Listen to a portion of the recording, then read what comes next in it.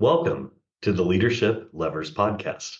I'm your host, Will Gladhart, CMO at the Culture Think Tank. Our Culture Think Tank community is committed to advancing workplace culture and well-being. We are a virtual hub for authors, investors, leaders, managers, and employees worldwide to connect, engage in candid discussions, share ideas, and explore resources for cultivating a healthy work environment.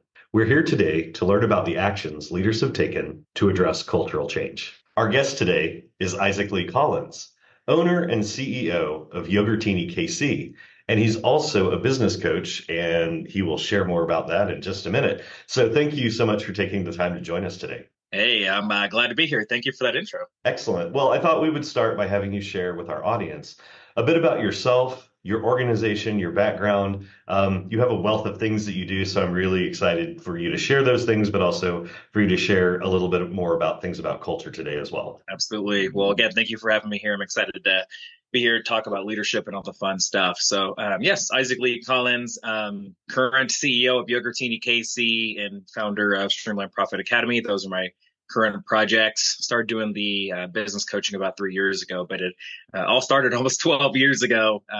I got launched my first business when I was 23 years old, right out of college. And it was an amazing opportunity through this entrepreneurial program through my college. And it was very interesting because I started with the Rocky Mountain Chocolate Factory with no experience.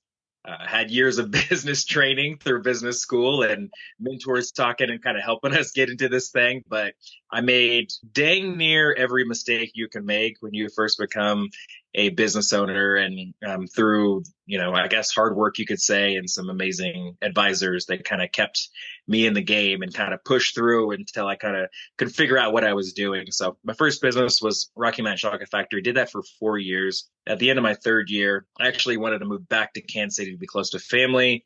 And there was an opportunity to get into this small self-serve frozen yogurt chain that the ones that know my business know that that's Yogurtini. That's when I bought my first one in 2015.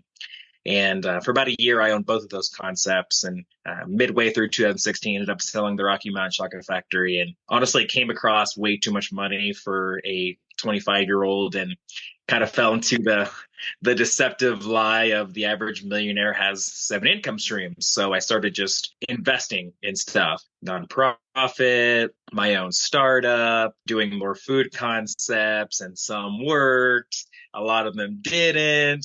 But the coolest thing out of that was, one, I learned a lot of lessons. And then two, I was able to kind of refine and hone what I really love. And what I really love is food retail. So my wife and I have gained 2 more Yogurtini locations since then across the Kansas City metro. We have our Plaza location in Shoal Creek and Overland Park. If you're in Kansas City, you know those areas, with hopes to expand more in the upcoming years. And so, yeah, we'll get more into the coaching later, but that's kind of a little synopsis of my 11 and a half year entrepreneurial journey.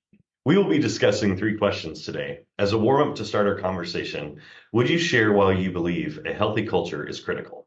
Yeah, I think for me, it's tiered. When I think about this and I'm talking to my clients or even my managers, the things I've kind of learned over the last 11 and a half years, I wish I could jump to the fridge with the beer on it and the shuffleboard and the ping pong and all that, because fun is one of those top things. But for me, it's not. So for me, to have a good, healthy, happy culture, it starts with a foundation of 3 things. 1 is open communication. 2 is a clearly defined hierarchy, so there's no confusion. I know people want to skip that one and say, we don't need a hierarchy. Yes, you do. You need to know who you're answering to. Exactly. And there needs to be clearly defined roles for that. And then the third piece of that bottom layer for me is detailed opportunities for advancement. I have seen with the teams that I have had that when I don't have future opportunities to kind of, I guess you could say, dangle out there or for them to earn, and they're not looking up at what's potentially next, they start looking side to side, and side to side is other jobs. So to me, that's foundational. The next rung or the next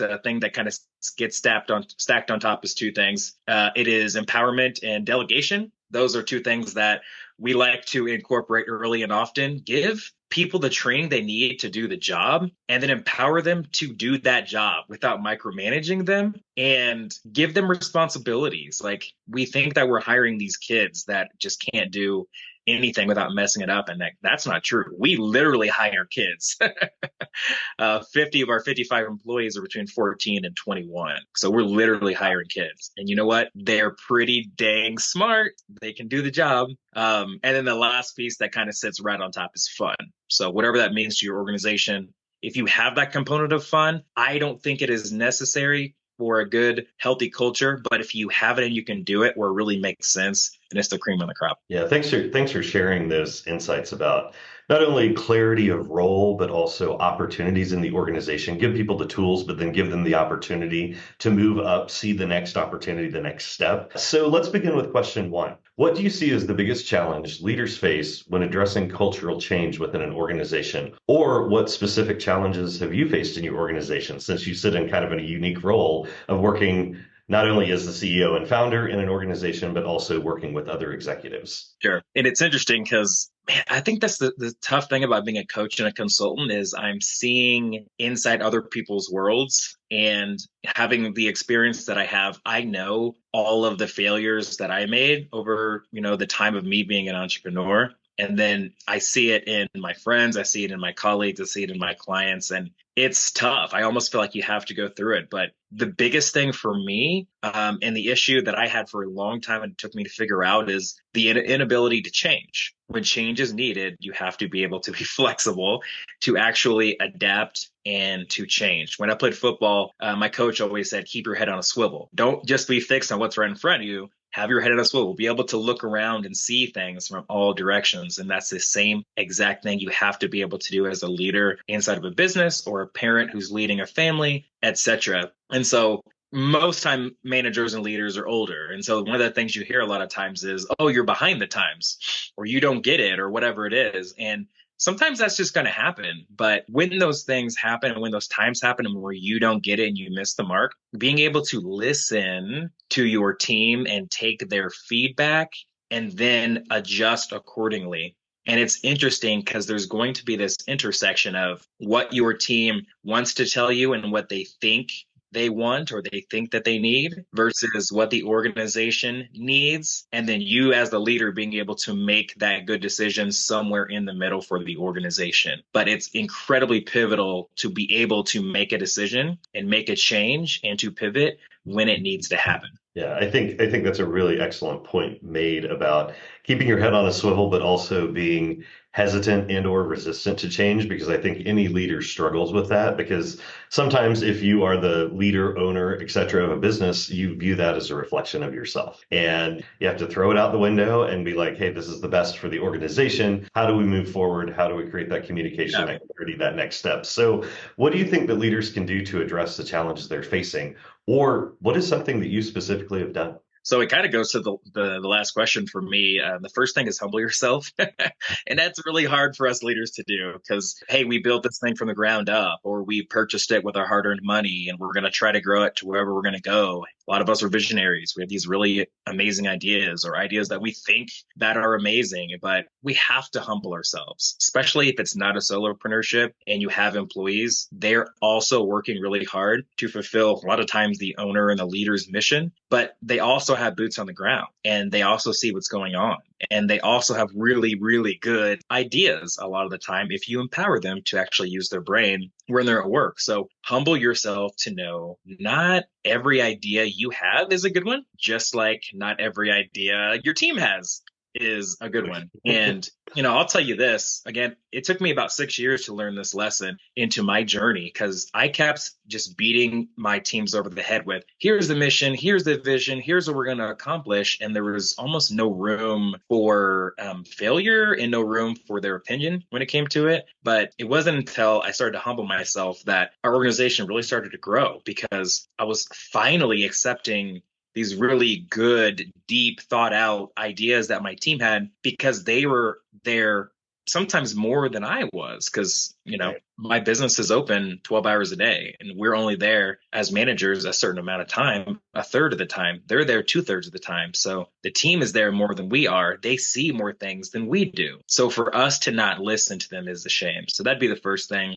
And then the second thing for me is you really are working for your customers and your employees. If you flip that model and have it be more of a bottom up approach, they're going to tell you exactly what they need and what they want. And again, it's for you to discern which things do you implement and which things do you not implement. But if you have a bought in customer base and employee base, they're going to give you a lot of the answers that you're looking for to how to make your organization better. I think that's some very sage advice, from humility to, listening to the people that are boots on the ground, to making those changes and being flexible in the journey as a business owner, but also as a CEO and a leader. So you've shared some really great insights. Is there anything else you'd like to share or add as a leader for other leaders? Sure. Yeah. So when we're talking about this leader concept, usually it isn't too much being talked about as solopreneurship, because if you're by yourself, you're leading yourself, which is also important in another podcast.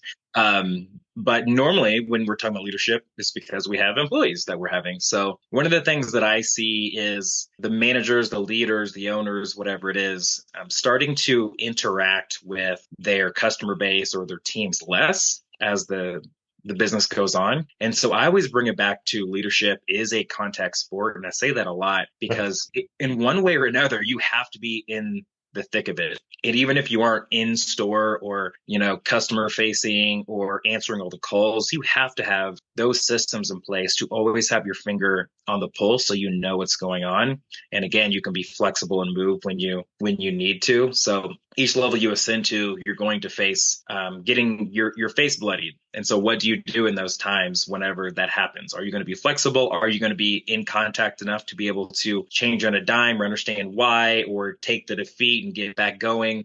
When it comes to that, if you're amongst the chaos and you know it's going to come and you know what's going to happen, it gets a lot easier versus us ascending to a certain perch and thinking we're untouchable. That is when you take the eye off the ball and you start to miss it. So yes, be amongst it, contact sport, let the contact happen. Just like in basketball, you want to lean into the contact. It's going to happen. And, get that and one, make that shot and make the free throw. So if you like those sports analogies. Great. Isaac, I've enjoyed having you on today. Thank you so much for your advice and insights. Absolutely. Thank you so much. Thanks for your friendship.